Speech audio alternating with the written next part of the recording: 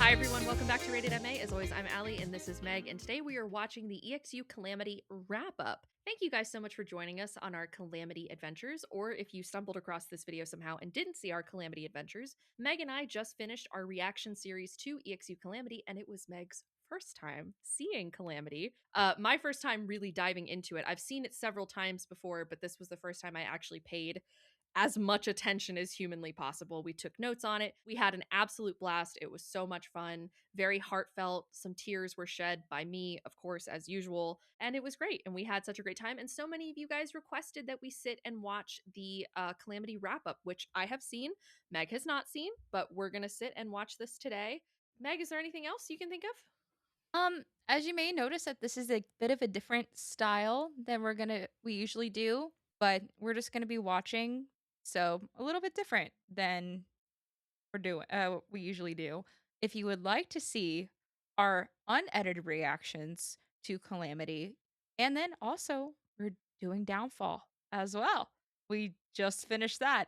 So if you want to go over there and then see our unedited reactions to those, we will be releasing Downfall a day early on Patreon before it goes up on YouTube. And then the unedited reactions only live on Patreon. So if you want to go see them, they're only there. They are behind a paywall, $3 minimum, but that's about it. All right. You ready to get into this behind the scenes kind of Q&A interview style wrap up? I am. I got my blanket. I'm laying back and I'm cozy, so I'm ready. I will be eating dinner because it's 10:07 and I haven't done that yet. So Listen. don't Allison me, Megan. Don't Allison me, Megan. Don't make me full name you. The problem with us being best friends is that we know each other's middle names, and it's not fun when we both can do it to the other. Also, I loved how when you're like, Megan, you pointed at yourself. Megan. I feel like Drake and Josh. That was my life. 2 older brothers. All right, let's get started. Well, hello, and welcome to the official wrap-up of Exandria Unlimited Calamity. Hey. That's right. We'll be exploring all of the luscious lore surrounding the Ring of Brass, the fall of Avalir, and even everyone's favorite Aeorian reporter, Bolo. Don't like her. Bolo. I would do anything to make this bar go away. Allie's OCD is really flaring up, guys. Oh, there it goes. Okay, we're good now. I can enjoy the video now. You know, Luis, maybe let's just go around and introduce everybody. I'm Marisha Ray. I played Pesa. Hi, Pesa Marisha. Porco. Hi. Hi, everybody. Hello. Luis. I'm Luis Carrazzo. I played Xerxes Elides. Yeah. First night. First night? First night. I'm not sure what camera to look into. Hi, I'm Sam Riegel. I was the voice way of the the shirt's Herald's bent Tome, is crazy. Loquacious Sealy. I'm also a talented actor. Wow. And a fun fact now. Oh, we're adding fun facts. So on the third instance, we kind of added a new category of thing to say. Yes. Complimenting yourself. Yes. Sure. Hey gang, I'm Brendan Lee Mulligan. I was everybody else. And fun fact. A fun fact. Camera back. And a fun fact about me is that I am drinking a nice cup of Joe right now. It was not. I don't know. It was fun. Yeah. It was a fact. It was a fact. It was a fact. It was a Yeah. fact. It was a fact. Yeah. It's also kind of a constant for you, I feel like. Ooh. You know? Yeah. For creative fun fact. We all fucking done talking? Give focus. Give Yeah, focus. can we give focus? Yeah, let's go. Oh, okay. Woo! There's a dance. Yeah. What's happening? Oh, my Lou, God, what are you doing? Yeah! Hi, I'm Lou Wilson. He's And got a for great the past smile. 20 He's plus so hours, I handsome. played Nidus Okiro, Guildmaster of the Golden Side. Oh my goodness. And fun fact about me, I've never had a piece of sashimi. Back row. Are we going to me? Hi. Hello. Hi. That's not a real food, right? Okay. I'm Travis Willingham. I played Sarah Agrupton. I survived.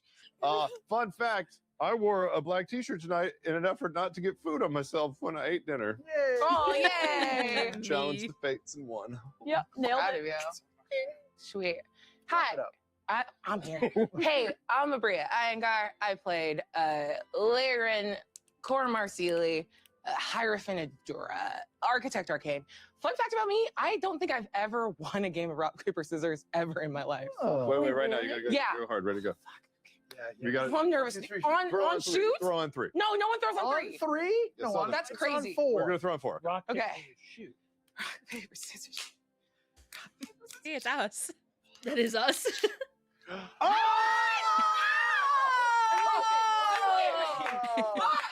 What a show, man. Yeah, you know what? I think Thing to see. everybody, knowing that this was the Calamity, did it change how you normally build your characters? I think it would have changed me. I normally don't care about optimized play, but Brandon said we were probably going to die. So I decided, fuck you, absolutely not. And I worked the hardest I've ever worked to build a very cool character that could survive as long as possible. Yeah, you min-maxed Yeah. the fuck. Oh yeah, it Out was of there. very fun when I finally saw like everyone's characters in the campaign and I saw the HP differential between our two wizards and I went, I've done a good job here. Yes, you yes, do. good. When we were building out the characters, you sort of said, Brennan Lee Mulligan, GM of EXU Calamity. Guy loves coffee. You said we could just have like, was there a limit to how many items we could have? You were just like, now I know why you said this, but you were like, yeah, just pick a bunch of magical items. And that scared me. That frightened me. It made me feel like I was cheating. So I only picked like 2 very, very weak items. I think I picked like a wand of smiles. You picked a wand of smiles? And like a +1 ring of protection. And I felt guilty doing that. But then I looked around at y'all. You had Yes. everybody had all this shit. You had a strength of 56. Yeah. Yep, You were yep. stacking, you were all stacking shit. I didn't have it. I felt guilty doing it. The moment that Luis like dropped in our Slack though and was like, can I take a Holy Avenger? I was like, well, he asked first, so now I feel like it's paved the way, free reign. Yes. These people would imagine being like, yes, the secret movers and shakers of Avalir. Can I borrow $20? Like, no, these people would be fucking loaded. They're at the height of a magical fucking civilization. They would be strapped with gear. So it was actually not only a clever ploy. It was not just me pulling the like parenting trick of someone's like, I'm running away, and you're like, good, run away. Run away. You know, and then you're like, That was not a reverse psychology thing to get you guys to not pick magical items. It was truly from a place of like when I saw Luis go ham on the magic items, I was like, yes, because it's just realistic. This is a civilization that's like, we don't need an army. We just need one guy with a belt of storm giant strength. Storm giant strength. That's why 29 strength. Storm giant strength. And when you see Xerxes fighting, you're like, yeah, believable. Like that would cover it. The build I went with, I wasn't so Calamity infused. I think I did really want to show out. I think being on Critical Role, I was like, well, I can't like show up and be like, well, I'm a bard. I was like, I couldn't. Sam does that. I couldn't I just couldn't, hack it and just show up as a. No, but I was like, I want to do, because He's so offended. Show up and just be a bard, and just be like, what bardic inspiration for you? I mean, come on, are you kidding? I love it because you were both bards and both multi-class. That's true. Yeah. I multi-classed as Warlock because, Brennan, you said that would be a good idea. No, I think I came into it, I was like, I've done a bard. I got to do something other than a bard. But it's also level 14. I don't want to learn a brand new thing. I don't want to learn sorcerer or wizard. Like, that's complicated. So I'll do what I know. I'll be bard. And you were like, well, you could flavor it a little with something else. And I think you gave me a couple options. And Warlock sounded okay. He's been a charisma character in every campaign except for campaign 2. Damn, Sam. He's a bard in campaign 1. Campaign 2, he's a rogue. Campaign 3, he plays a cleric, then plays a bard. Again, bard paladin. And then campaign 4, he's a sorcerer. So he's been charisma every single year except for the brief, well, I say the brief time. He was FCG for like 80 episodes. And then for campaign 2. Huh.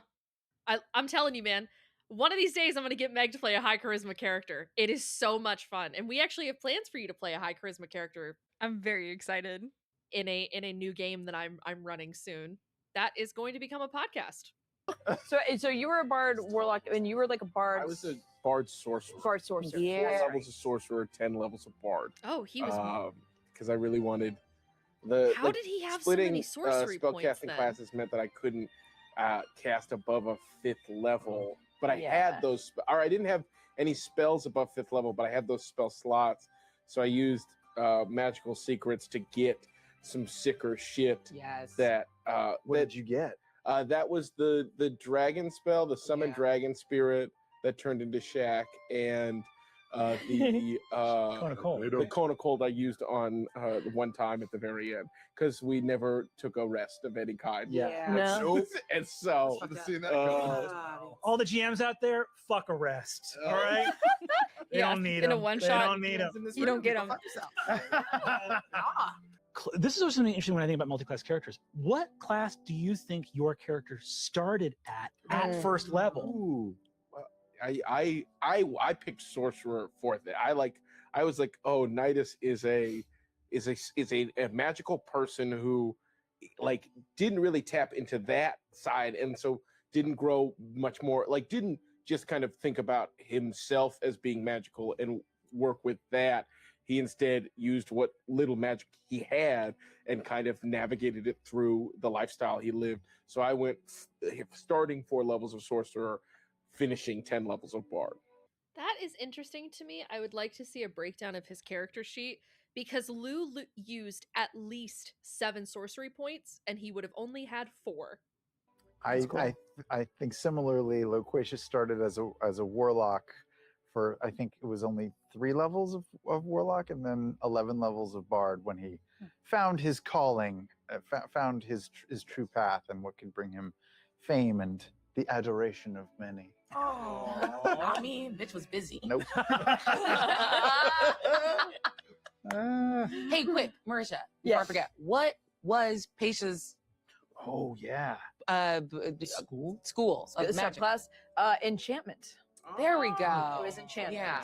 Yes, she was a full-on, Wiping memories. pure, all the way enchantment wizard. But my thing with Brennan, like the way that I just broke the class and just made her powerful, because I wanted to have her be super knowledge based and have this orb that she had where she just stored everything and being the leader of the library.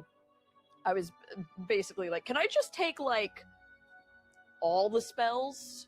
I know there's a limit. Can I just add like 10 more spells though, so I just have a lot? And you were like, yeah, you like theoretically you could just pull from. You're like, it will. You could just Google it in the middle. God. You're not going to take a nap. Go ahead. Yeah, fine, exactly. Sure. Pretty much.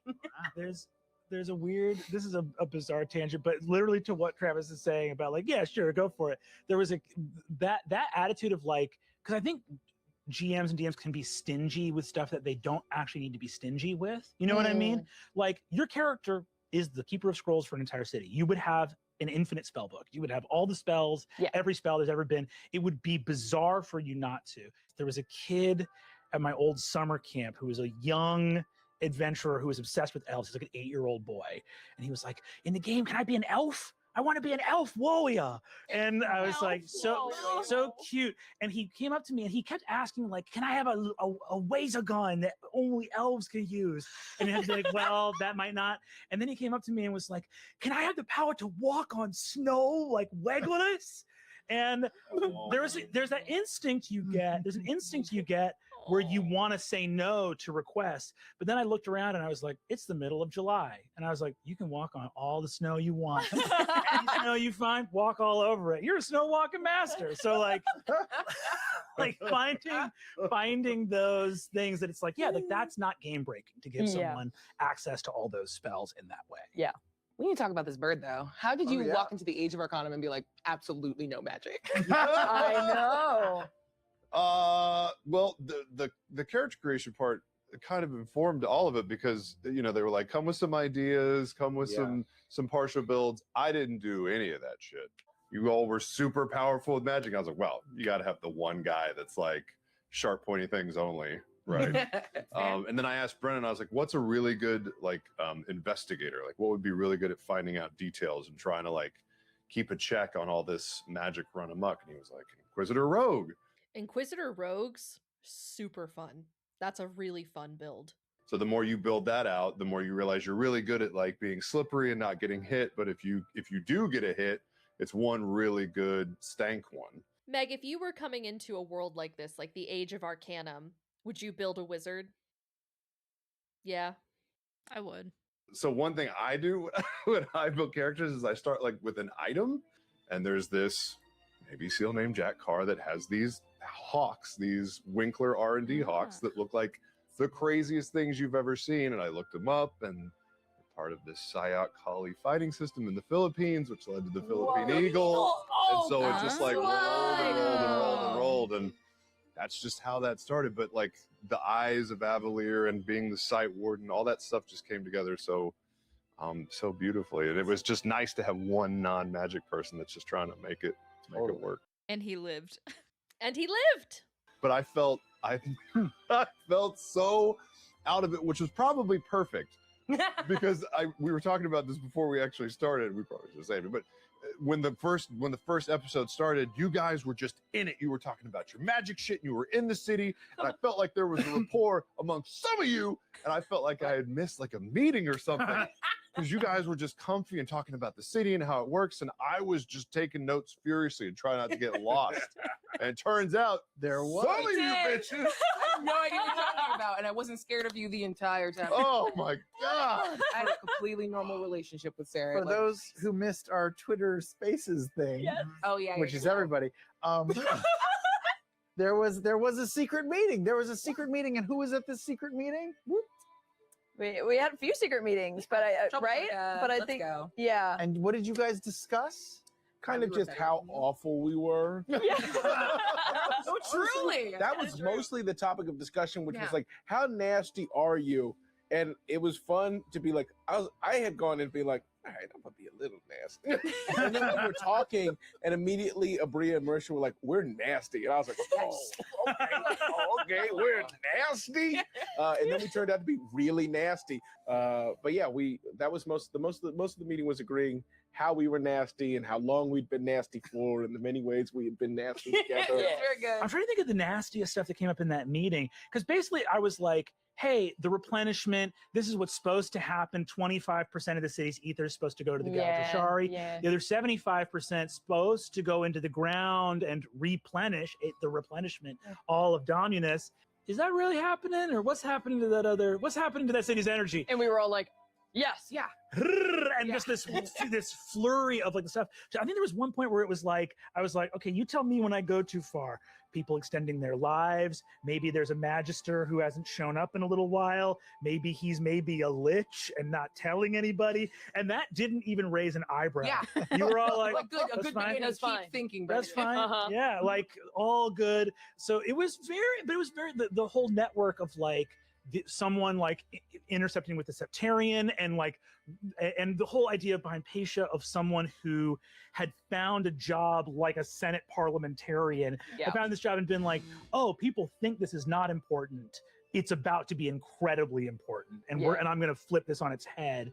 Interfacing with the entire wealth of the city and someone who like saw the vision for what Avalir could be and was like, yeah, no amount of if you have a cause, no amount of backroom dealing is ever gonna make you question what that cause is. And then the entire technological, the Layrite, the whole point of the secret project of like, we're gonna take the city. This is how we beat Aor. This is how we win the kind of Arcanum space race of like, okay, you guys hate the gods, other people like we look down on them. Ascension, we're going to become an interplanar city. We're going to become a city that trades with every other realm outside of Exandria. Ambitious. Yeah. There's nothing wrong with that. I think it was great, and it worked out super well. It was super gonna. It was super good.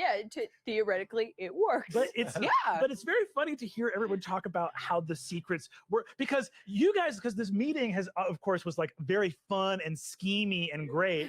And I was also like, because also I didn't want to have that. I've said it in the Twitter Spaces thing, but I didn't want it to be like Christmas, where it's like everyone gets the same amount of presents. Where it's like, where, you know what I mean? Where it's like, where there's sort of like, no, there's some people in this brass ring that are up to an asymmetrical amount of shady shit, and like that's realistic, and that's going to create fun dynamics, which lo and behold, it fucking did. And the but it's very good to hear about the meeting, because while the meeting was happening, I also was aware of the other secrets that were coming up. So it's like, you guys are having a meeting and you're like, we're nasty, and then I'm emailing with Luis every day and he's like, yeah, my character's not doing good. And he really thinks about betrayer gods like every day. That's very fun. So you guys are like, we're corrupt city officials, and this guy's like, it could all burn. Maybe it burns today, tomorrow. Who knows when it burns? Like, Yeah. Delightful. Yeah. But that feels like you were just on such another level of like. Luis is playing 4D chess. But I know that I wanted to play Redemption Paladin right away. I thought maybe a cleric, but then I was like, nah, man, I want to play a Redemption Paladin to the extreme. And I wanted to just challenge myself in a way too, to just like really commit to that. And our exchanges were just kind of getting to what runs, you know, me sort of just offering and getting some sounding board stuff on what runs Xerxes. And I wanted to make a parallel between what he was experiencing as the first knight and what maybe his idea of the betrayer gods were. Like the first knight being in this tower and a really lonely experience that he never really asked for, but was kind of put on him. So in a way, he was in his own sort of like isolation. And so I wanted to create something that would make him connect to the experiences of the betrayer gods, and then really crazy, extreme redemption paladin. And I don't know, I mean, I guess he had secrets for sure, but he didn't have long-standing secrets. The dream happened the day Did you of. ever tell us? The two moments that I was like, I think I'm going to lay it all out on the table was in the second session, why I was looking for Nidus. Is because I wanted, like, that was my oldest friend, and I would have, if I had found you, I would have told you. Where was I? You were chasing your thing deal. No, when you walked out in the second session, you had been in the bathroom with the cracked mirror. And then you came out, but that's when Akami Ro got murdered, because I could see in your eyes that you wanted to spill the beans, and I was like, stopped it? we're not letting Yeah. that. No, that was the second time. A little bit of goaltender interference. We spoke to Pervon. Yes, that was and then I wanted to, instead of going back to meeting everybody, I wanted to go find you, and then I couldn't find you. Yeah. And then the second time was the Zone of Truth, but then you said no, and I was like, okay, Don't put this on me. Don't put this on me. Don't you dare act like I said no. No, well, like, but okay. it's because I only turned on you because This feels like therapy now. For some reason. The talk I only turned on you. I never would have turned on you. No, I'm tired of this. I'm tired of this. Are you hearing what he's saying? I'm trying my best. All right, you know what? Fine. I am. You know what? But to be fair, that was seconds after you. Like other people had been like, I don't want to do the Zone of Truth, and you had been like, what are you hiding? And I Yes. and I had to be like, okay, bro. Yeah, it was so cool. I loved it so much because it was. I love it when there's like a scene, an exchange between you and another person at the table, where they completely set you off course and into another direction because they've done a thing that changes you. Yeah. And I was gonna dig my heels in, but then I was like, I don't know. It really affected me to have the guy that's known me the longest call me out, and I was like, okay, it was fucking cool. I also like how they were emailing each other. That's me setting up the second campaign that I'm going to start running very soon. I've been messaging people, emailing people, talking to people, having like Zoom calls with everyone to get prepared for the next campaign. Being a GM is a lot of work, dude, and I can't imagine it on fucking Brennan's level, but on mine, it's a lot of work. We appreciate you. But people need to know in the emails, Luis was fully of sound mind. I was getting emails like, here's what my guy thinks. He could be totally fucking wrong. Like everything from Luis was as a collaborator, like, hey man, I am making a man who is strongly convicted. These are his convictions. This is what a paladin is. One of the smartest things I feel like 5e as a system did when it moved paladins from being wisdom casters to charisma casters. You know what I mean? Because it's like, it made me realize why you don't want to base morality in charisma. Right? Because you're like, the only thing the world needs is redemption. And I'm going to do it every day, no matter how many people get hurt or how badly it goes or how many times the world tries to tell me it's not working. Wouldn't call that wisdom. Yeah. And having that insight skill ratcheted up can be helpful. Everyone is redeemable. Are you the right guy for the job, right? Are you this person who can do this thing in this moment? And it felt like there was such a thing with Xerxes where he took this universal truth about like everyone can be saved and didn't see the bridge to I can save anybody. That never occurred to him of like, am I the guy for the job? And I thought that was so beautifully done. I thanks. And I was like, this is an incredibly toxic trait. It's the it is that I am going to change you. And but from such a well-meaning, heartfelt place. And that wasn't the only layer to him, because I also wanted to play someone whose like flame of hope will never extinguish. And that those two can, be synthesized together, but they don't have to coexist. We were kind of in the same mindset with like, we know we're being shady and shifty, but our characters at the end of the day are like, this is justified and we are doing it for the good of the city and the greater good.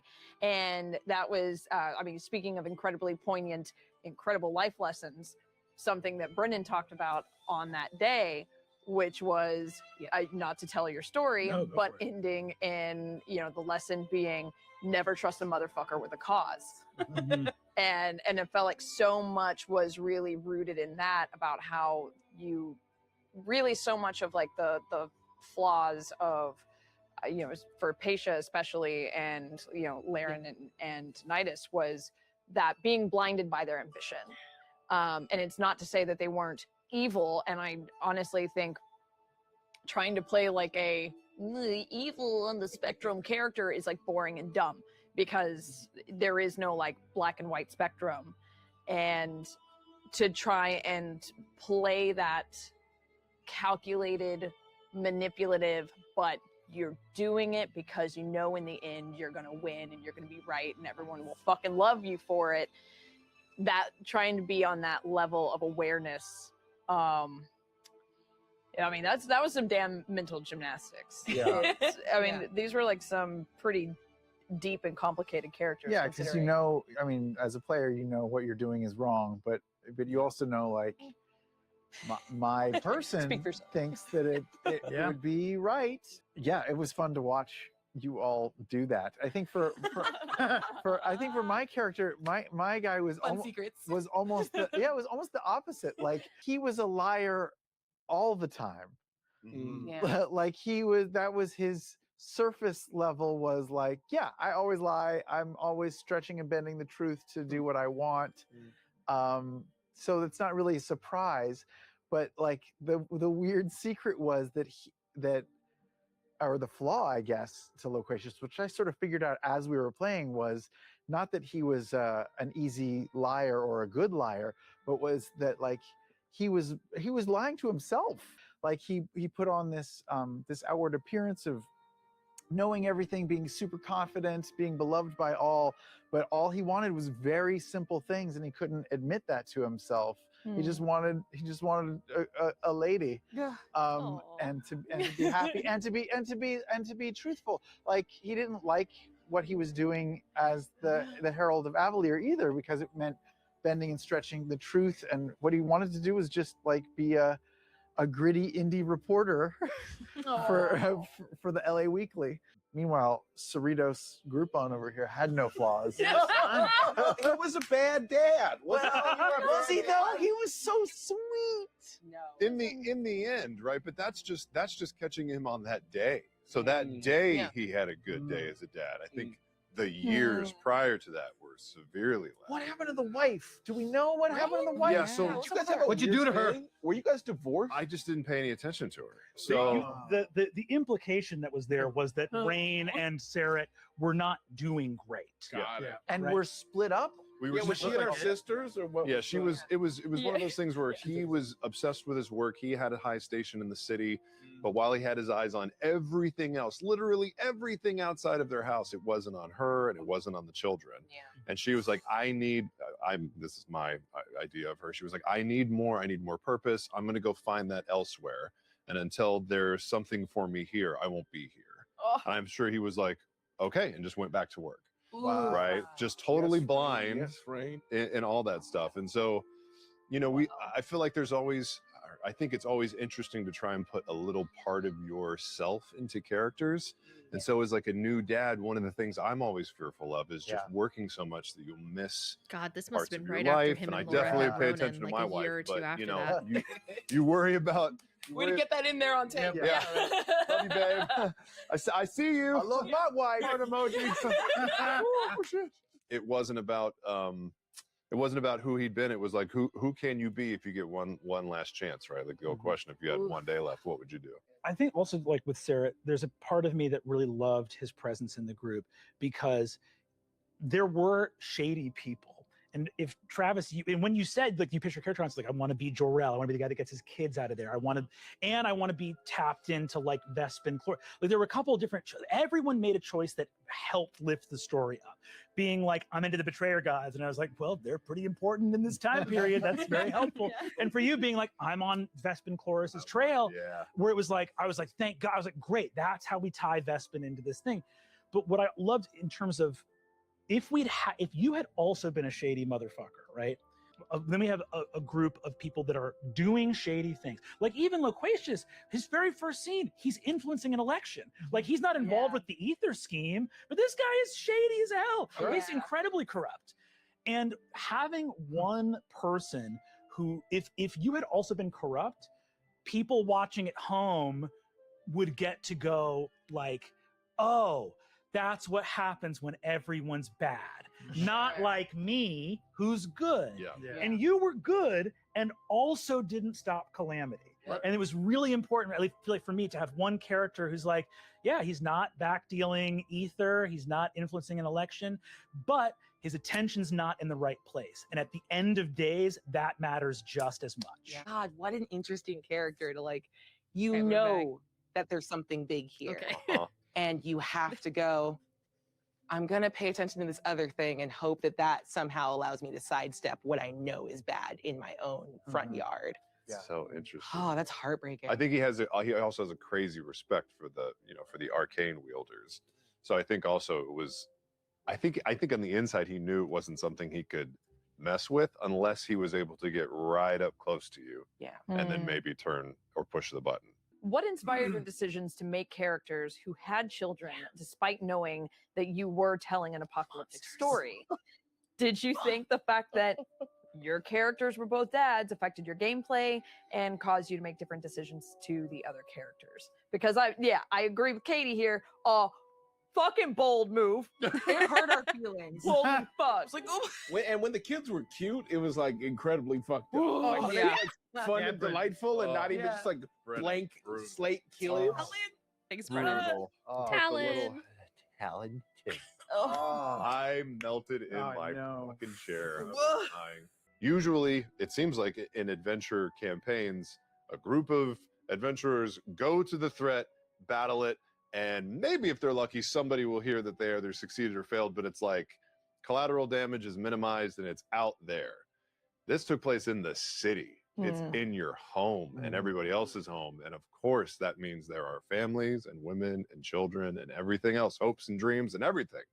So that I felt like we had to do that because it makes it far more fucking complicated. Part of that was also like, you can be the baddest, most focused warrior, mage, whatever. And when shit hits the fan, there has to be a priority. And if one is shutting down the threat, then number two inherently is your family. Yeah. So you've put something above your family. And as a new dad, I don't know how to do that. Like you might hear it, but when people say like becoming a parent is literally someone taking your heart out of your chest, taking it out of your body, giving it legs, and it starts walking around for the rest of your life. And all you can do is stare at it and the things that are around it and try and protect it and hope that nothing bad happens to it.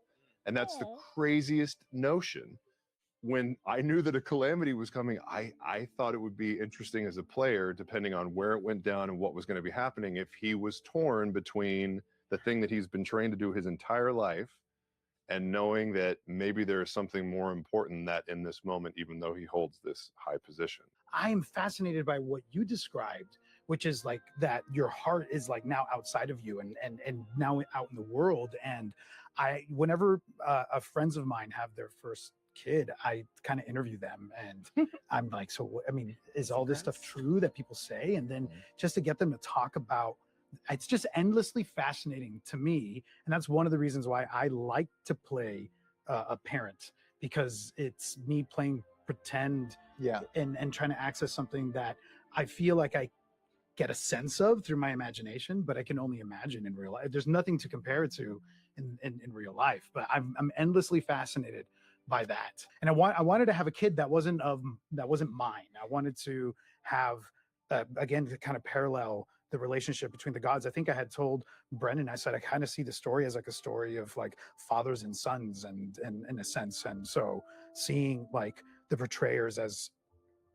our fathers and mothers in a way, and then I have the kid who's not mine but is mine, and I've never like explored that, so it was cool. And I'm glad that you said what you said, because that's next time I play a dad, I'm gonna literally imagine my heart leaping out of my body and then taking form as a kid, and that's gonna be fucking cool. It's very powerful, and to hear an actual, to hear you say that, it's really, you can feel it.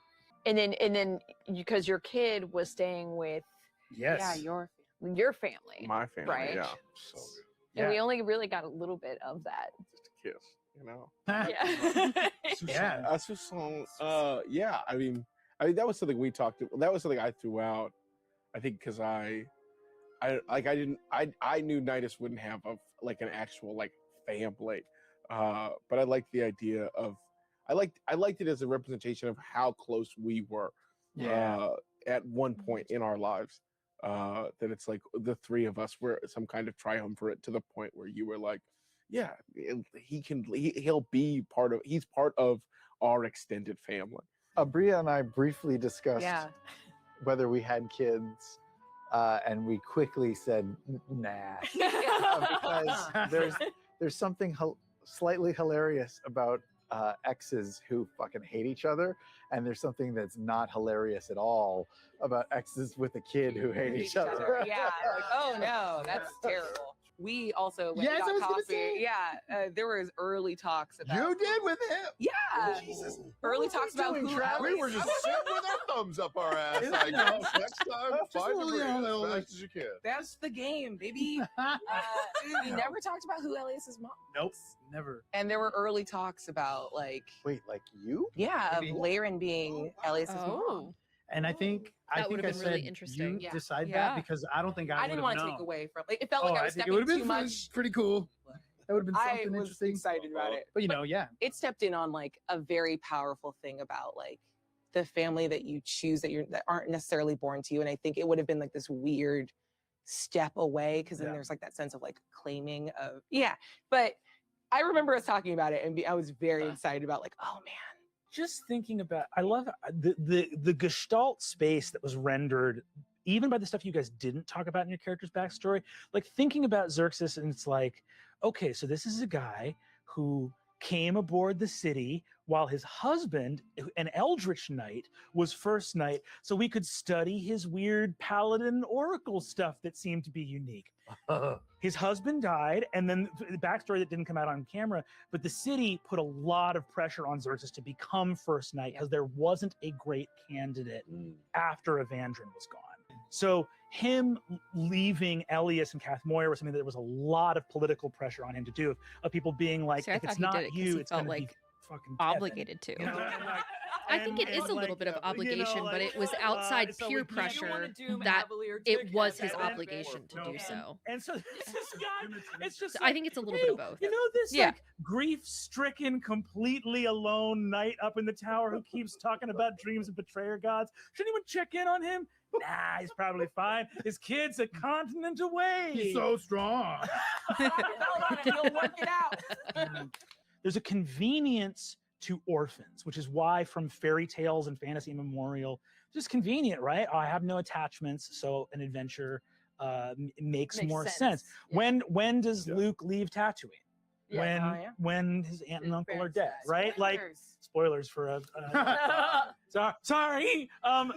But you know what I mean? Like, and I think there's something to the idea of but in a thing that's all about stakes and loss, I think it's really necessary. And I love doing any familiar relationships, siblings, parents, children, because I think that there are people, people are like gems, right? They have facets to them, and some of them only get exposed within certain relationships. Totally.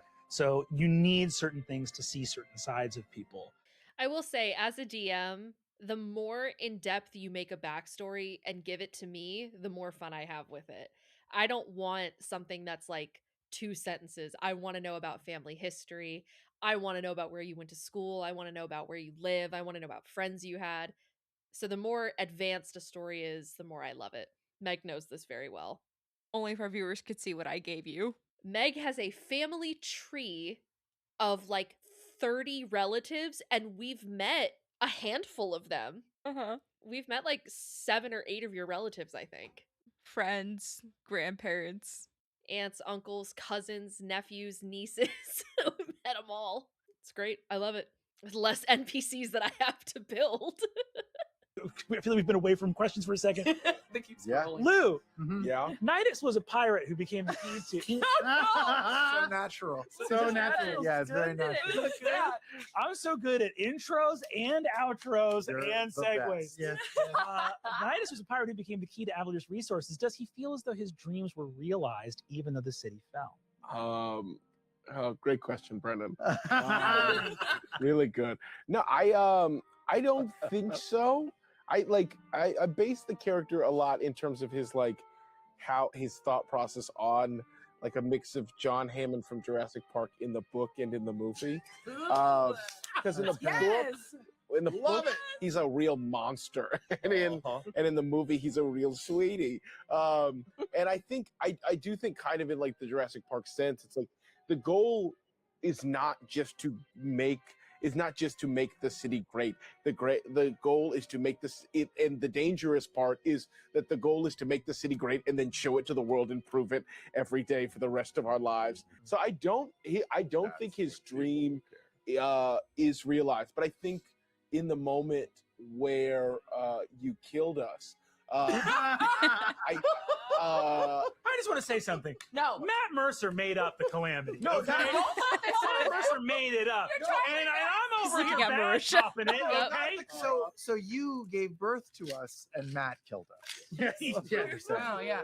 But in that moment, I do think that's Nidus's moment of being like, okay, the ambition is too much, and right now there is something to lose, which is just what Avalir is, which is a community of people doing great things, and that must be preserved. It's not until Laren is trying to blow up the tree that this fucked up prophecy I got, it's told me might be important. That's the first time it's like, wait. If these two things if this is it, if this is us like enacting this thing that this person has told me is the inevitable end of Avalir, then actually we need to stop. Now, like, I know I've been shoveling coal into this engine, but can we please hit the brakes? Can we please in this moment hit the brakes? And the answer is we can't. The prodigy that you had enabled for decades know for the first time and thought that was going to go a different way. Hey, what's up, dude? I can dream. And then it came to blows, and it was like, oh, okay. But it was the first hitch of you being like, I'm gonna kill it, was me going, wait, I have to tell everybody this thing and what this means. And then when everyone else didn't back down, when that didn't work, I was like, oh, Okay. Well, I have to try and stop this. And this is now on me. You gave me this prophecy, and now I'm the only one who can do anything about it. Without a saving throw, to watch a prophecy actually like drive someone to like panic, you know what I mean? It happened in real time of like the prophecy, the thing. What I love about it is Nidus's story. All of the three of you in your present time are so well matched with each other. But there's a fucking difference because you're both elves and you're from the sky. And this dude, I feel like there was just something in Nidus of like, yes, I'm supporting it. The Layrite, the Ether, let's do shady deals, let's do stuff. And then there's a sudden moment where you hear this prophecy and a kid who had to fight on like blood-soaked docks goes, wait, guys, it can actually get bad. I know that the real world's coming. I'm telling you, things can get bad. Like it felt so. Why? It was just such a cool transformation to watch. Yeah, we're coming from privilege. We're like, 100%. bad. Yeah. What is bad? Bad is when the water heater broke. Talk about this when I'm done with this tree real quick. In the pantheon of pulling the heart through and of blighting the tree, one of the very nice things that was very sweet about the show puts Sarah's decision to leave up there in that. It would have been there. That would have been a total fight. Crazy. If you were there. You could have stopped a lot of shit from happening. And you leaving was, I remember like you leaving, and I was kind of like, we'll get him later. Like, it was like I truly like, it's fine. It was What's up? bad. Something really bad's gonna happen. It'll come back. All right, come on, guys.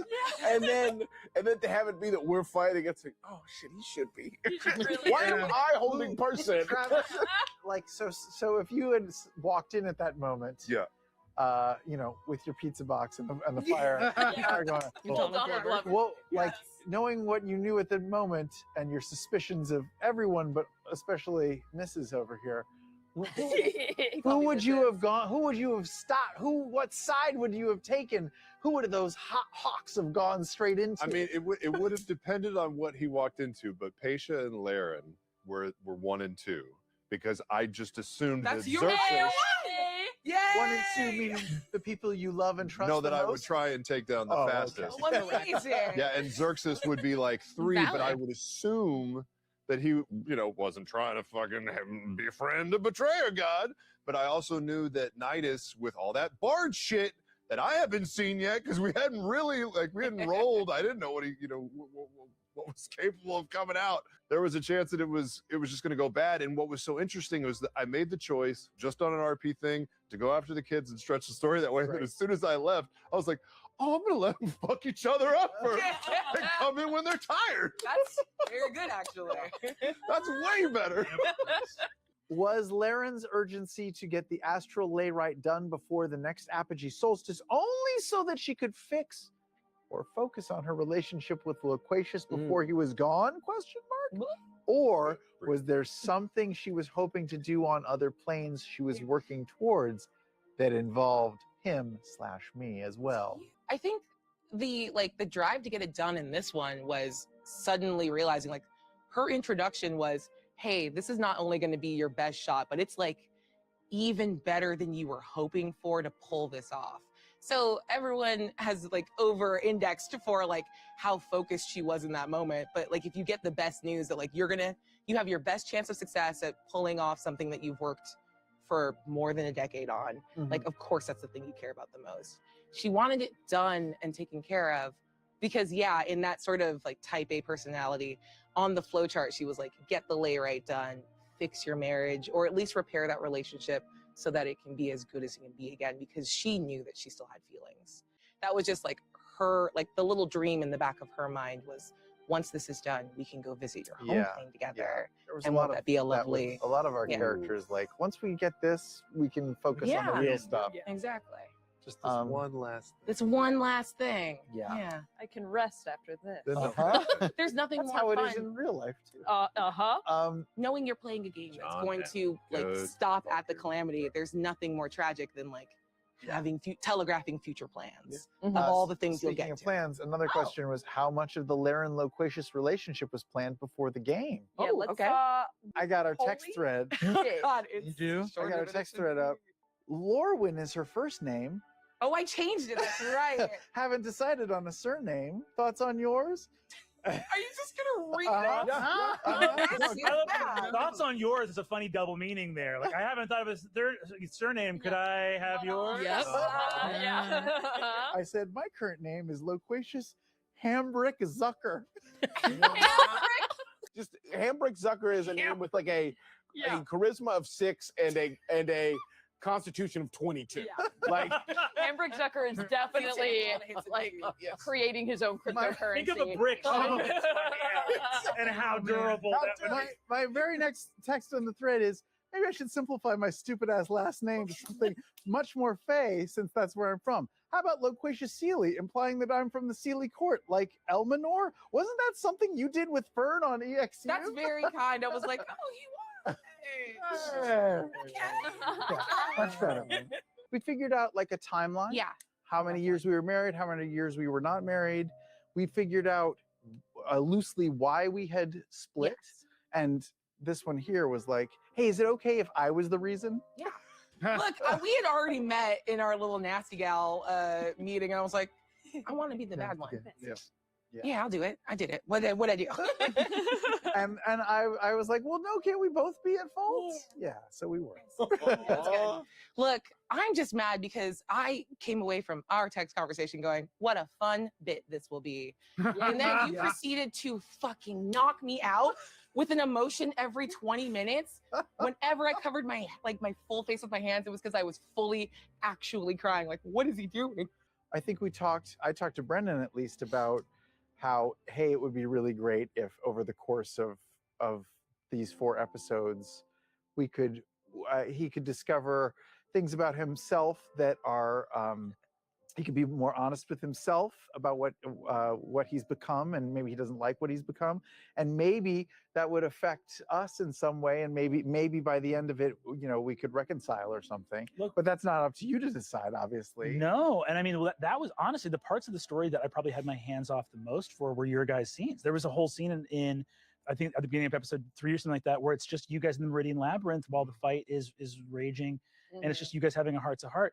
And the scene in episode 1 when we're doing all the intro vignettes where you guys and you alone had a vignette where you met. And in that first scene where you were talking to Laren, where you go like, you're like, you had the fun sniping. It's super fun. The jokes are flying. And then you're like, let's try to not hate each other for a month. And it was so real. And I was like, they're locked in. I was like, I don't know where we end up by the end of episode 4.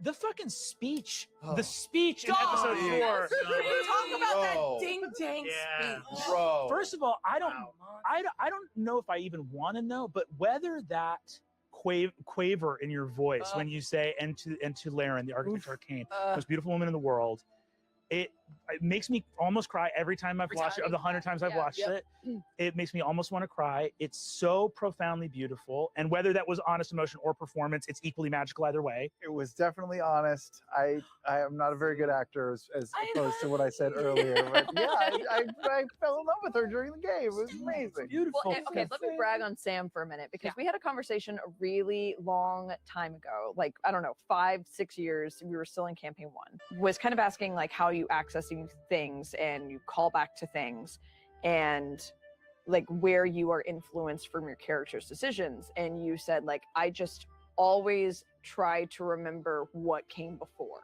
like everything in these formative rungs of a ladder. So I just always try to think about like what has already happened, and that's which sounds really like basic when you say it out there, but I think it is something that it's easy to forget, especially when you're in the moment. That's always kind of like stuck with me. And I think that speech that you wrote was like a master class in just being 100% informed from everything that had already happened. And because it's easy to make shit up, and you could have made something up about like, the Avalir, where it's going and whatever, but everything was referenced from something that had previously happened. I don't say this lightly. The from that beautiful moment of Laren where you're like, oh my God, this is someone who's literally grappling in the moment with the fact that moments ago he made the decision to die. made the decision to go down with the ship, and is speaking about the reason that he chose to do that. And then the moment after that, and remember the Market of Wonders. I just need to say that is, and I've been lucky enough to see a couple of them in my life. That is a perfect joke. Yes. It is a perfect joke, because to do something that funny that comes at a moment. Do you know what I'm saying? This is like a Campbell quote, but he literally says something about comedy. Campbell says something about comedy where he says, comedy completes the realization that drama begins. Mhm. Right? Where it's like, where there's something where it's like, oh, I have not contradicted the depth of my sorrow. I have not contradicted the meaningfulness of my sadness, but I have introduced something profoundly absurd and wonderfully silly. And I am not uncommitted in the moment of doing it. In the moment of doing it, this is exactly what I would do, and it's hysterical, and it's also makes it even more sad. It makes the sad thing more, just like, and remember the Market of Wonders. It's so fucking good. I want to say one braggy thing. Oh my Because I was talking to a bunch of friends, and we were like, they're also like RPG people, and they were like, what's your favorite decision you've ever made in a game? And my answer, and it remains to this day, was when we were in our character gen and you came in, you're like, I kind of want to be divorced. Who wants to do it? Best decision I ever made was being like, me, pick me. Yeah. Because this was It the was most fast and fun. loud. Well, Great it really combo. was like so incredible to watch, because I think you guys really hit on, what any type of a couple goes through, where, and especially when you're like a third party watching a couple bicker, where you're like, they're both right and they're both wrong. Uh-oh. She got And him this there. is where, Oh, like, that was, you got her back. Now, Marisha, I've always had a question for you. Okay. How does Pesa feel about the deal her grandfather struck with the Gaudrashari? You got it, Lou. Nice. Nailed I it. can tell you've been sitting on Yeah, that one for like a it's funny. I've been talking. yeah. Me and the boys, we've been Me and talking, the and we've been boys. wondering. I love Lou What are Wilson. Pesa's opinions about his He's so grandfather good. and Funny. a family name? Ultimately, like super high level, when I started thinking about Pesa and I went to Brennan and I was like, I think I want to make her like a Kennedy. Like I want her to be, That's grateful. yeah, like just someone who is so deeply entrenched in the history of Avalir and the political structure of Avalir.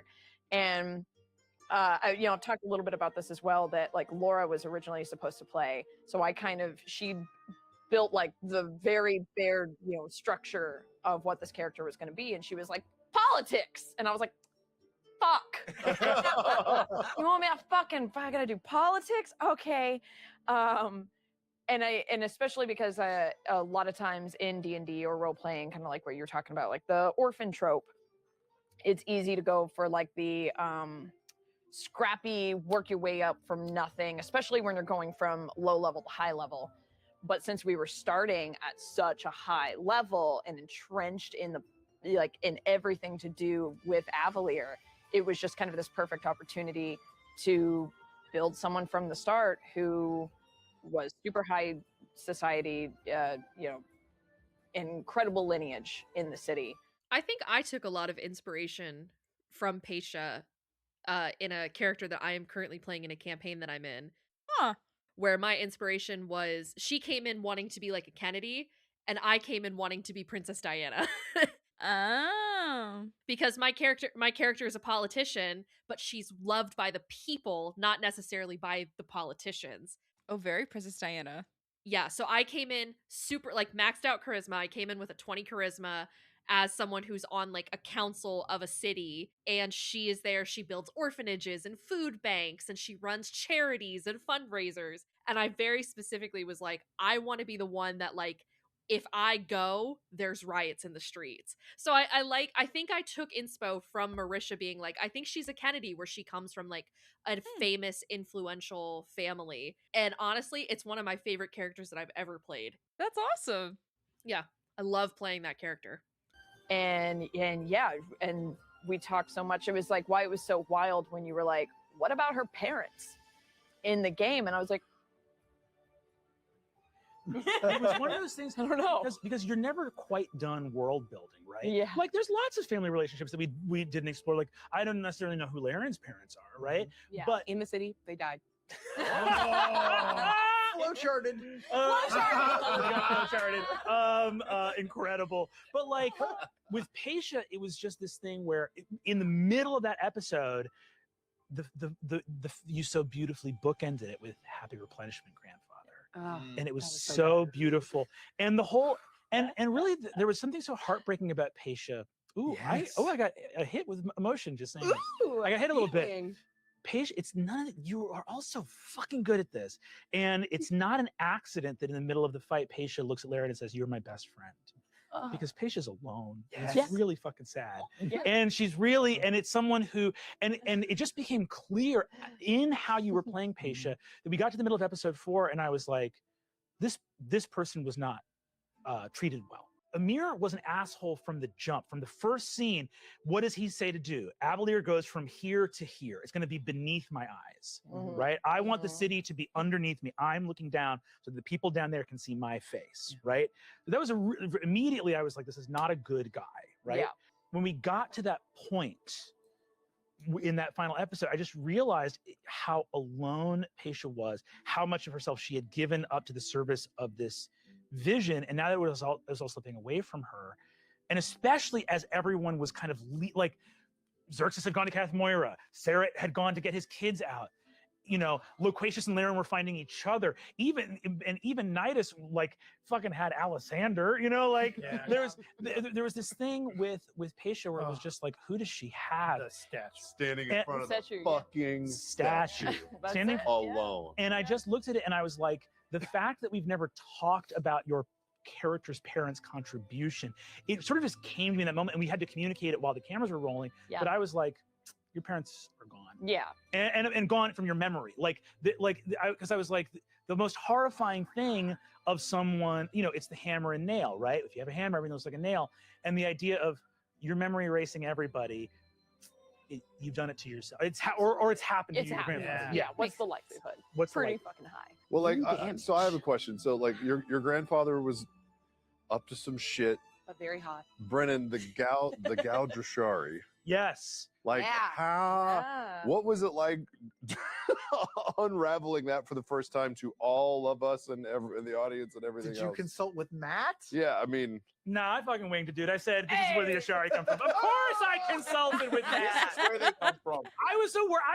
I mean, Matt can attest to it. I was blowing up his phone nonstop. I was like, could this be true about some druids? You know, just truly trying to check in as much as possible because, and obviously like, okay, for this, I think it started with the primordials. I was like, the primordials are sealed because I was trying to be like, I want there to be apocalyptic stakes here, but we know our betrayer gods are focused on Vasselheim, so they're not rocking up to Avalir. Avalir's not their priority. Yeah. So how do we make there be some stakes here in this moment?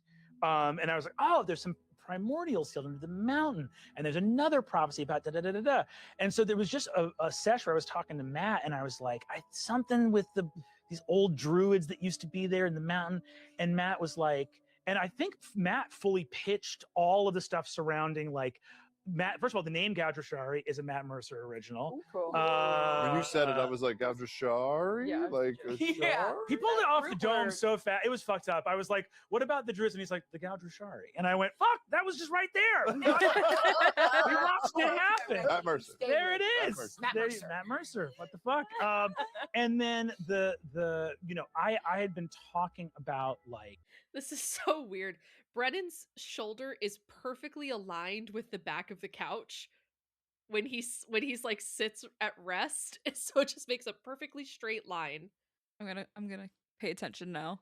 I was coming in with these like story beat things, right? Because for me, of like, especially doing short run seasons, it's like, okay, here's the beats we have to hit. And I was like, and then going to the fucking, you know, the creator of Exandria, this like, master world builder, and being like, it would be great if Vespin had released the betrayer gods from their prison, but there was some other stumbling block that we can focus on in this story.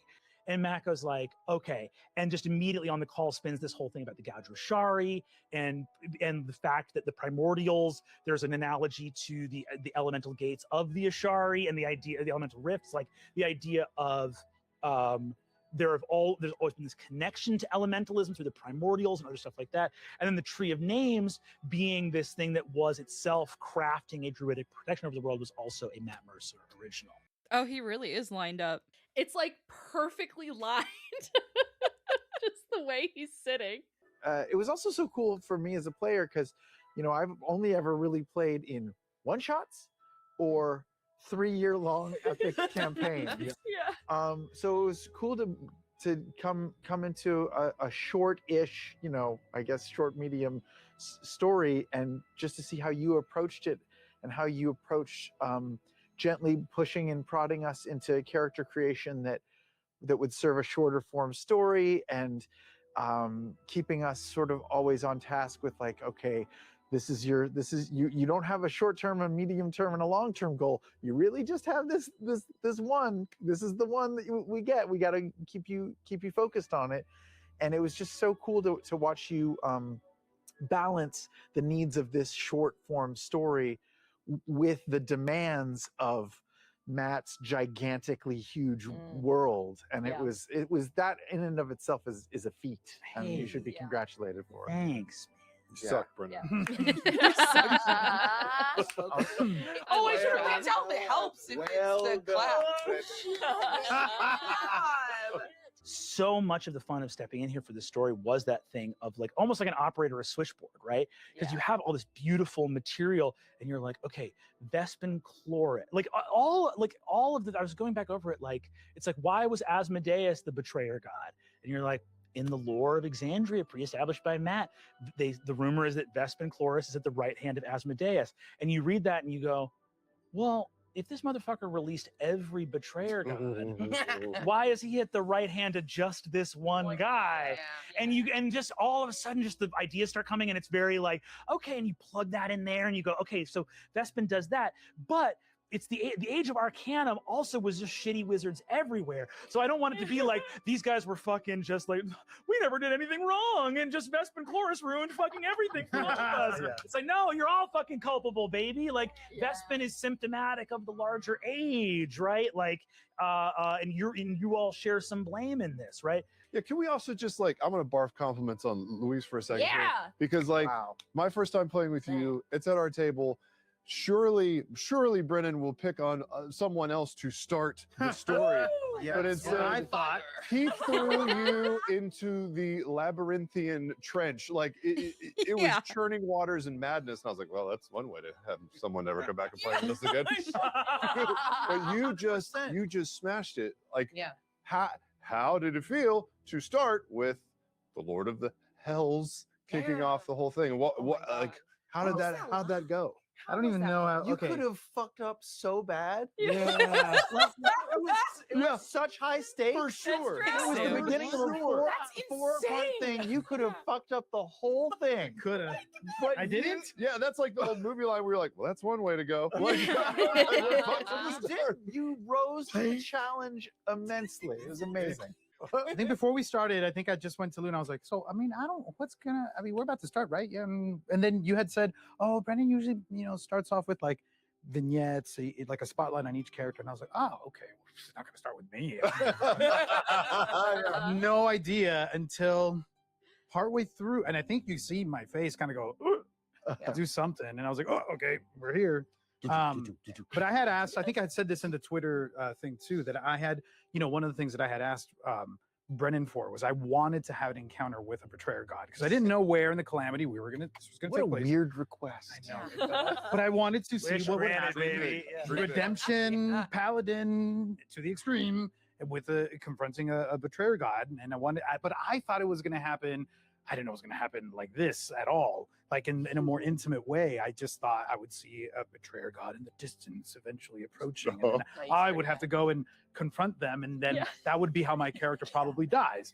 And then it was, here's this dream and this really intimate, like, I didn't know I was going to care for them. I didn't know what betrayer god we were going to meet.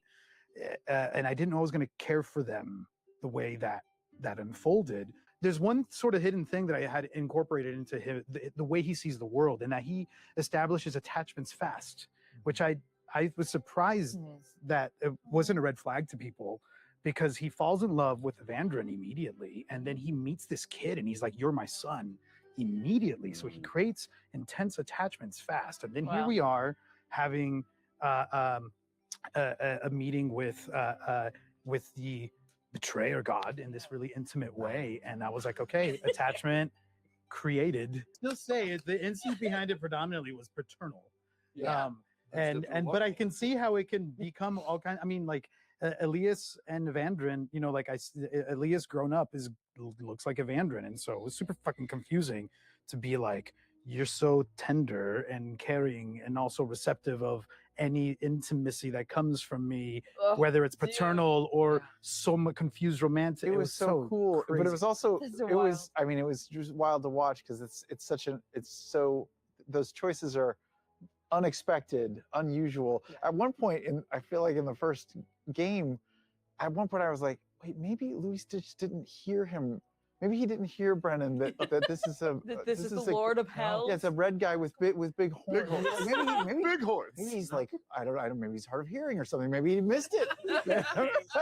Listen, I just need to say, you know, like for real, in terms of everyone, like everyone's character was so truthful to the thing they had said at the outset. In terms of plot, blighting that fucking tree and pulling that devil through the fucking portal. Oh my God. Hey, as all the bad guys, thank you. Because truly, from a storytelling perspective, I needed it. I was like, this is you incredible. almost licked your lips when he did it. He was like, "I'm gonna pull him through," and I saw you go. That was just like a moment where I had trouble with that as a person of being like, Luis, what the fuck are you doing? Do whatever fucking mental loopholes you need to jump through to get on fucking Team Save the World. Like, what is this shit? I will say my favorite part was watching, like, because that second, when you were being an Oracle meeting with the Lord of Hells, watching Brennan start that super neutrally, and the moment you like fed him compassion, there's nothing more fun than watching a DM dial in like, got it. Hook, line, and sinker. We feed off of you as players. Like half the time when I'm talking to you as an NPC, especially as one of our divine NPCs, a god or a deity, half the time that conversation is dictated by whatever energy you bring into it. Interesting. It's very rare that I will lead the scene unless it is needed for a narrative purpose. But like literally 9 times out of 10, I go in there and I go, all right, let's see what they want. And then you guys start leading the scene with energy and emotion or conversation. And I go, all right, this is what you want. Let's see how that plays out. It's very fun. It's way less pressure. There's something so beautiful about the way you like stated everything, which was never like asking anything of him or inciting or doubting it. You were feeding him what he wanted him to tell you. Yeah. And all he had to do was bounce it back at you. Yeah.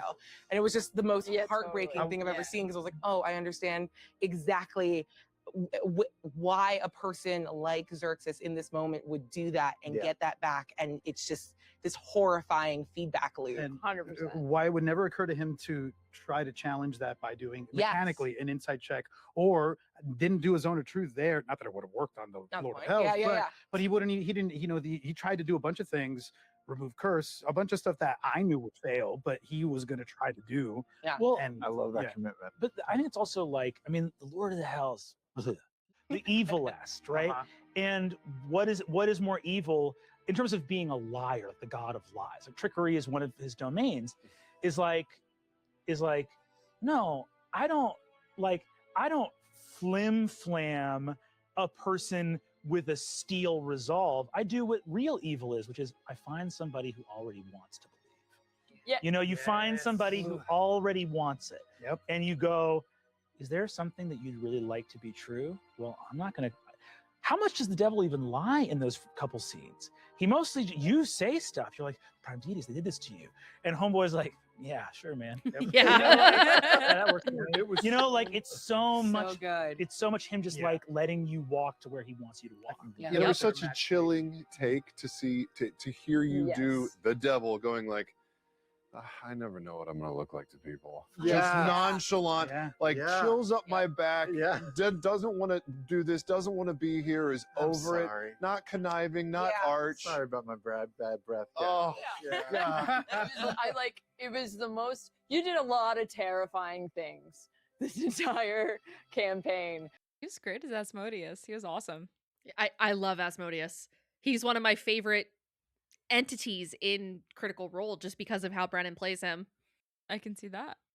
And Matt has only played Asmodeus a handful of times. It is like 90% of what the audience knows about Asmodeus is because of Brennan's portrayal. Brennan is one of the few people that has played him. Like, what's so scary about manipulators is that they actually have. There's a whole thing in there's a whole article talking about the neurology of it. But they literally said, like, for that kind of manipulative behavior, it's like high cognitive empathy, low emotional not the right word, but in other words, you don't feel it when you hurt people, but you know what will hurt people. right. Yeah. And it's like those type of people have profound understanding.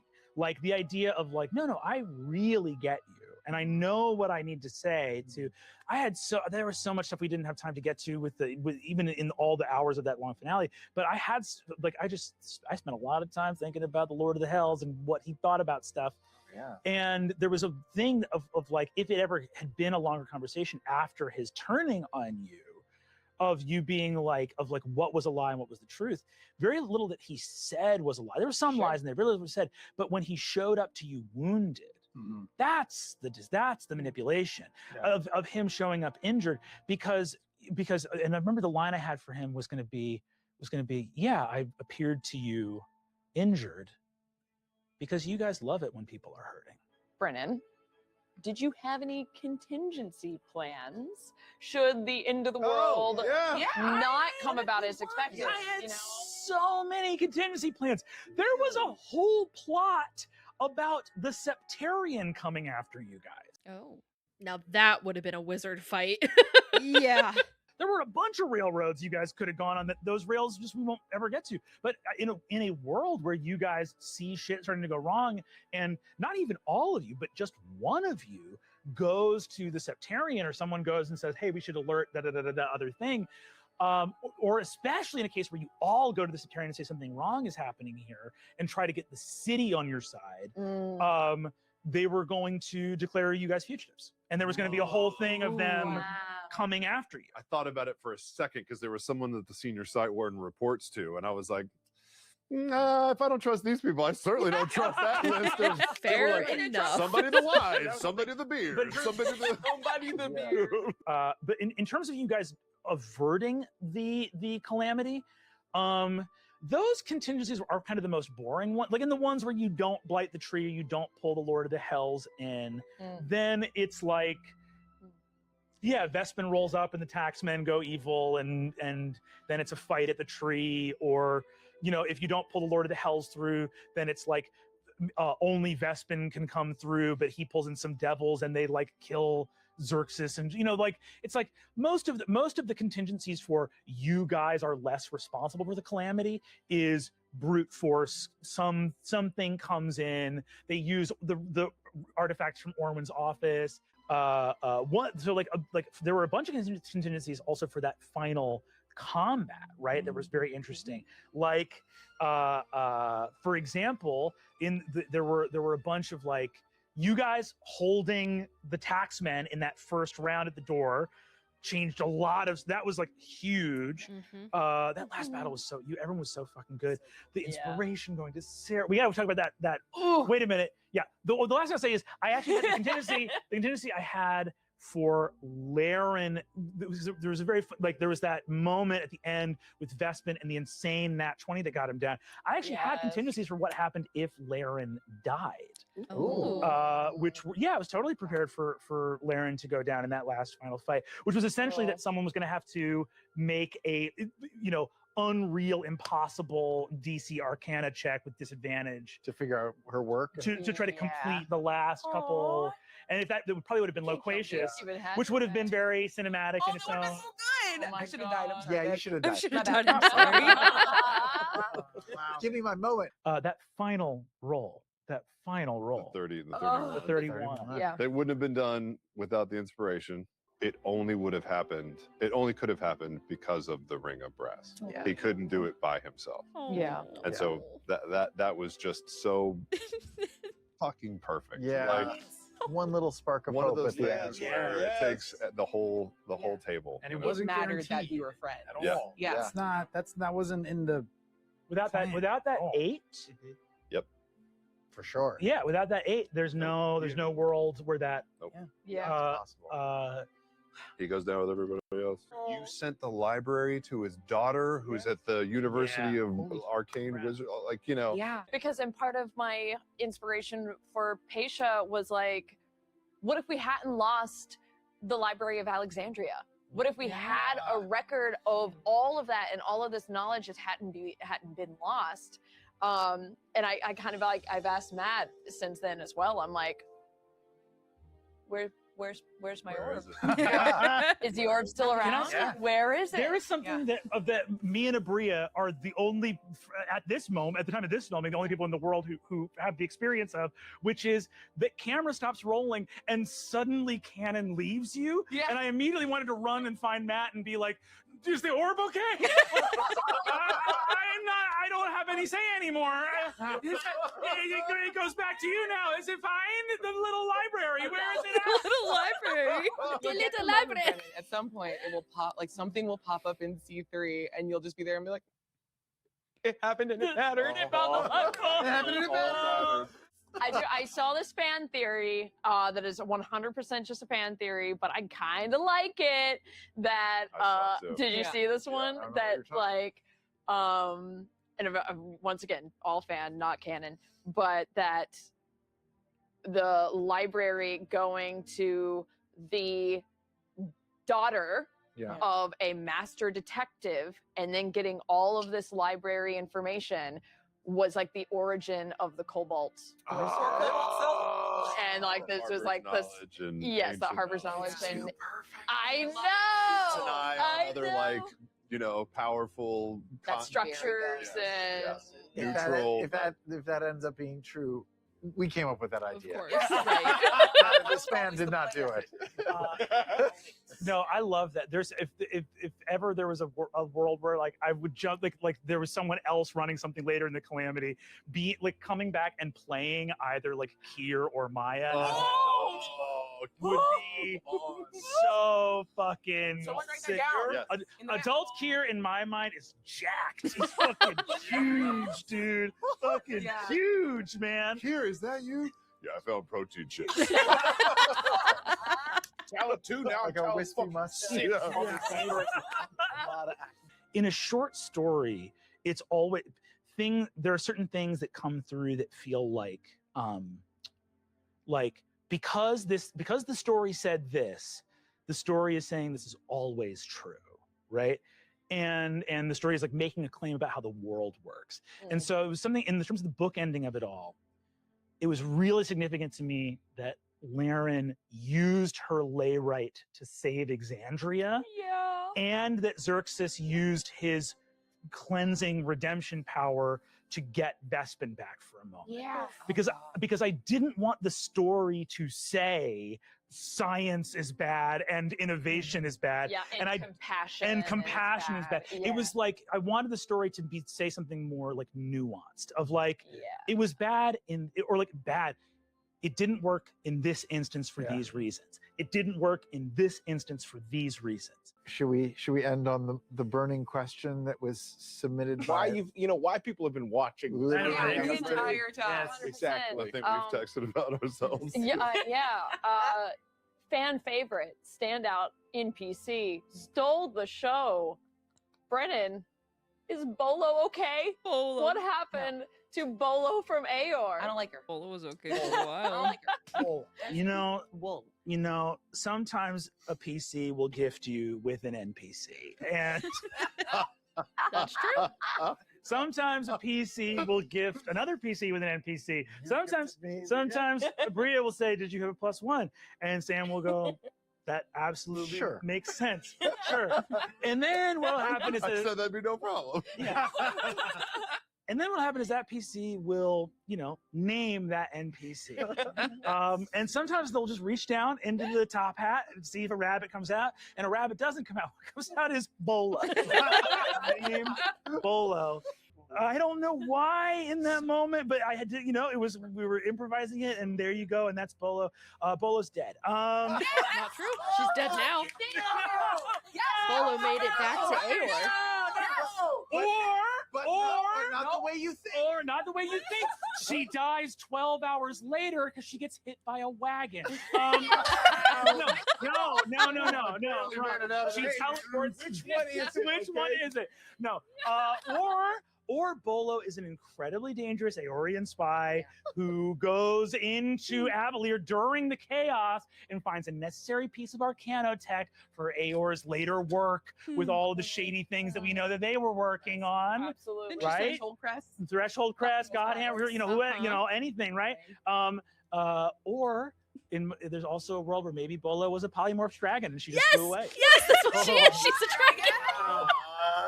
Who was this bitch? She was Bolo and she wants to be a reporter. Eventually. This your house is the This most important. this This your your house. house. This Not your a question, not a statement. I can imagine Just words. She can't be a polymorph dragon. He's so telling them that she's a dragon. They're not listening to him. That's me with you guys. It's so easy to lie to players because they never believe a single thing that you say. So then when you tell them the truth, they're like, nah. And you get away with it, which is what I do. Was a dragon. Amazing. Right? Sam, Wow. you were fucking a dragon. Hey, man, let me be clear. I will happily allow that. Just put that on the These wall. draconic sorcerers have to come from somewhere. You know what I mean? At the end of the day, That's how the dragonborn race was born. yeah, there you go. We remember back our progenitor, Bolo. Jesus. Oh, my God. Ah, Thank you guys so much for doing this. This was truly the most special. I also want to give a quick shout out to our production crew, producer Kyle, who spearheaded this one. There were so many amazing little points of genius that I hope people have pointed out on, from everything from the graphics. the overlay. The overlay, yeah, I saw a few people notice it. Wild detail. Yeah, over time, the overlay was slowly degrading and cracking, and little Easter eggs, all of the incredible art that we had done just across the board. Wanted to shout out from everyone from top to bottom. It really felt like just such, everyone was on their A game. Thank you guys so much. Thank you to everyone watching at home. We love you. Love you too, Marisha. And is it Thursday? Yay! It's not. It's actually Friday night. It's almost Saturday for me. Oh, yay. That was so fun. It was fun. Hi, Brennan. What is this? What is it trying to play now? Is this Downfall? Cheer arises. Is this? What you doing today, This is guys? Oh, that's Divergence. Don't watch that. That's Divergence. Hey, Liam. Hey, Hey, Matt. Liam. Oh, that's so fun. Meg, that's the official end to our Calamity journey. It is. I was thinking of some things while we were watching it that we never really talked about how this was going to end, as in this video, because we didn't take notes during this. There's no notes or anything. But I do think there should be some discussion, this is the end of the Calamity wrap-up. And now, just so you guys are all aware, Meg and I actually finished Calamity several weeks ago. We're doing this later. So we've actually already seen Downfall. We have not watched Divergence yet. I've seen Divergence. Meg has not seen Divergence yet. So no spoilers for Divergence, please. But regardless of that, this being the end of the Calamity journey, one of the things that I think I really like Brennan and them touching on is the idea of flawed characters. And to praise Meg a little bit, in her roleplay abilities in our D&D campaign. If you guys don't know, if you're new to our channel, Meg and I are in a 2-year-long D&D campaign, and as of right now, this very moment, it is officially the day of our 50th game and our 2-year anniversary game officially. So happy 2-year anniversary, Meg. But one of the things that I love about Meg as a player was she was not afraid to play a character that was not nice or not good. She came in playing someone who was arrogant, someone who was a little self-assured, someone who had been told her entire life that she was going to be the next big thing, and came in with that attitude, not caring when she got pushback from other players at the table, being like, wow, you're kind of a bitch. And she's like, I don't care. I don't care that you think that I'm a bitch. She's like, I'm smarter than you and I'm better than you. So I don't give a fuck, really, what you're talking about. And as a DM, it has been wonderful to see that mellow over time. And not only that, Meg's character has had a bit of a crisis of faith during our campaign, because of course she has, about, is she good enough for what she's doing? Why is she doing what she's doing? Was it ever real? And, you know, all of this pressure and stuff. And it's been very fun. But I think that's something that you and I picked up on watching Calamity, was how fucking flawed all these characters are in the best way possible. I would like to ask you, Megan, what it is like to play a character knowing that this character is not good necessarily, or is it not that her character's name is Eleanor, so we may reference Eleanor. Not that Eleanor is bad or anything, but that she has an attitude and she has a grit about her, and that she has, you know, it was hard in the early days of our campaign for her to make connections with people because people found her so abrasive. They did. I mean, she was a bitch. Still can be. I'm not being a dick about that. She's still kind of a bitch sometimes. Yeah, but she is. I think it's earned now because everyone knows her and how useful you are as a character and as a player. But I'm smart. I have to know, for you, is it daunting coming into it going, oh, I don't think everyone's gonna like me? But does that make it more fun to know that? It's more fun. I was excited because all of my other characters in the past, like, I would come in and I was like, oh, people are gonna like her, blah, blah, blah. But coming in, I even told you when we were building Eleanor, I was like, I want to play something completely different than who I am. And so I wanted to branch out and play someone who's snarky and kind of a bitch and very, like, I'm smart. I know what I'm doing. You need to listen to me, because like, when in reality, this girl had no idea what the real world was like. And she had a rude awakening about that. One of my favorite things that, now that I'm remembering, because mind you, this conversation that we had about your character was over 2 years ago, because we did months of prep before we started our campaign. But I remember in that like character building session that you and I did together, one of the things you said was, I don't think she has any friends. I think she's a loner. And I think the only person she's ever loved and cared about as a friend abandoned her, and she doesn't know why. And that ended up being this like wound that you suffered for a long time. For those of you who are new to our channel or don't know, I am a screenwriter by trade. I have a master's degree in screenwriting, and I also have a bachelor's degree with a focus in creative writing. And also audio video production. So I am a storyteller by trade. And so for me, one of the things I like to pride myself on is the building of characters and building someone who is well-rounded but flawed. I really like flawed characters, which is partly why I like Calamity so much and why I've always loved Eleanor as a character, your character in our campaign. Because you said to me, you said, oh, I think she's really smart. I think she's really talented. I think she's like a prodigy, which is, I think, a very standard thing to come in. It's like people coming into a D&D world and saying, I want to be a princess, or I want to be a wealthy merchant or something like that. I think those are very standard things to come in. But then you flipped it and you said, but she's a loner with no friends. She doesn't get along with her family. There's a lot of pressure on her to like basically uplift your family name from infamy to being famous for a good reason. And not only that, but also you have no idea what the world is like, and you're going to experience it, and it is going to traumatize you. And you knew that coming in as a character. And I knew, oh, fuck yeah, I am going to traumatize you. And you did. And I did. She died. She fucking died. 20 years old and died. You died like a month after your birthday or something like that. Yeah, it was something like that. You turned 20, and then Eleanor was killed by a beholder a few months after that. And that really changed her outlook. It did, and her character, and I mean, it props to you as a player, but like it has really, the change in her has been very real. Also, I will say the most, it wasn't daunting coming in as a player being like, oh, these people aren't going to like me. It was more so daunting at the fact of like, I am playing this super highly intelligent character. And granted, I did get great grades and I had a good GPA in college. We'll leave it at college. High school was a bad time for everybody. Yeah. We don't talk about high school.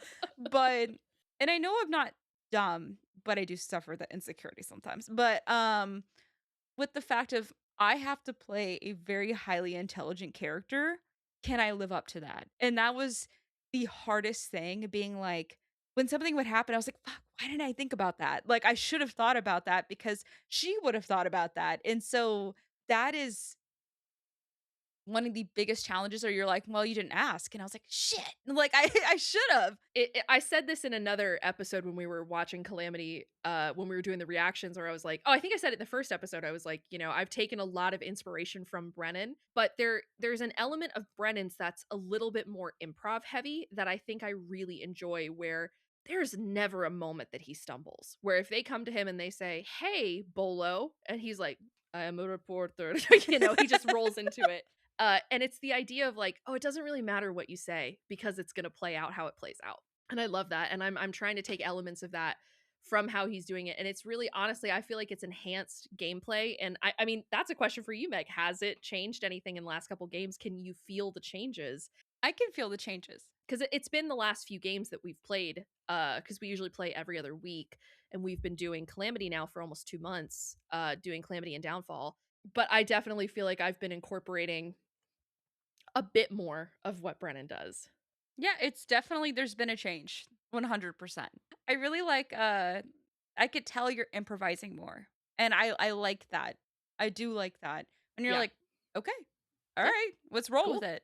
Yeah, I mean, it's something, Brennan says something in this where he's like, DMs have a tendency to like nerf things. That was totally me. I was the DM that was like that. And I learned through gameplay that I was only hurting myself by doing it, and I was hurting you guys, and that was never something that I wanted to do, because I care about the story so much, and it's important to me that you guys care about the story as much. And I have been very lucky that I have a player, or a table of players who care about the story almost as much as I do. Oh yeah, we're obsessed with it. Yeah, I mean, we all have tattoos. Did you guys know that? We have we all have tattoos for it. We have 7s. It's kind of hard to see because on the inside of my fucking wrist. All you right, guys have probably guess I'm never gonna- seen. Hold on. Meg's is on her ankle. Don't mind my One Direction pajama pants. Don't mind it. There we go. It's one of those things that I realized very early on. I was like, as long as you guys are having fun, I'm having fun.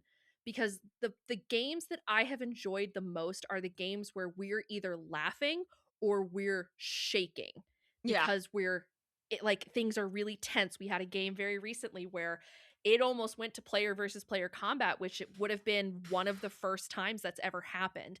And I think it's fair to say it's the first time that's ever happened because of your guys' decisions, not mine. Mm-hmm. And I remember coming out of that game going, that was so much fun. Even though the rest of you guys were like, I don't know what the fuck she's thinking. Because you guys came out of it, you were so mad. We But were. I think when the tension cleared out and everyone was like, oh, that's gonna be interesting. Like everyone comes into it now, I think, a little bit excited to see like, oh yeah, that fucking dynamic is still going on, but we got shit we gotta do. Like everyone's kind of locked into what you guys are doing now, but that adrenaline's gonna drop. And then you go right back to the problem that you were at 2 games ago of, well, what the fuck are we supposed to do now? Like your party is fracturing, and it's fascinating to see. And as a DM, I'm like, I didn't even have to do anything. You're like, can't take credit for this one. Yes, I'm the catalyst, but you guys are the consequence. And that's fun. It's really fun. I have taken a lot of inspiration from Calamity. I will be very excited to see your reaction to some things coming in the future of our game for our world and how we move through it. I think you and I are kind of on the same page about Calamity. We had the same favorite characters. Yes. We wanted the same things. I think we wanted Sarah to survive. We didn't really give a fuck if anyone else lived because they were all kind of bad. Yeah. Both of us did not necessarily. Laren was probably at the bottom of our list, which I know is going to make some people angry. I'm sorry. Sorry. I love Sarah though. Love Sarah Agrippa, Sarah's my so boy. good. Travis. My bird boy loves to Travis and loves to Abria Iyengar as well. Abria is a fantastic player. Absolutely love her. But it shows how well she played that character that we don't like her. Yeah, we don't like Laren, not Abria. We love Yeah, Abria. love Abria's Abria. fine. Abria's wonderful. Any final thoughts that you have before we wrap up? We just talked about our own campaign for 20 minutes, but fuck it. Maybe someone will find it interesting. No, I don't think I have any final thoughts. I'm just very excited to play. Technically today, your time. I guess we'll sign off here. The end of Calamity. Hopefully you guys enjoy Downfall coming out. If not next week, the week after. We're unsure of when it's going to debut just yet. But Downfall was super fun. The combats, oh boy, the combats in Downfall are fucking nasty. They are so much fun. And eventually Meg and I are also going to do EXU Divergence. However, we probably will not get to Divergence until after Vox Machina Season 4 comes out. We will let you guys know when we get to Divergence. But we're excited to get there. No spoilers for Divergence, please. Just because Meg and I are getting into it. We're going to get there. We're going to get there. But without any further ado, I think Meg and I will sign off here for the night, and we will check you guys out in EXU Downfall starting soon. Bye!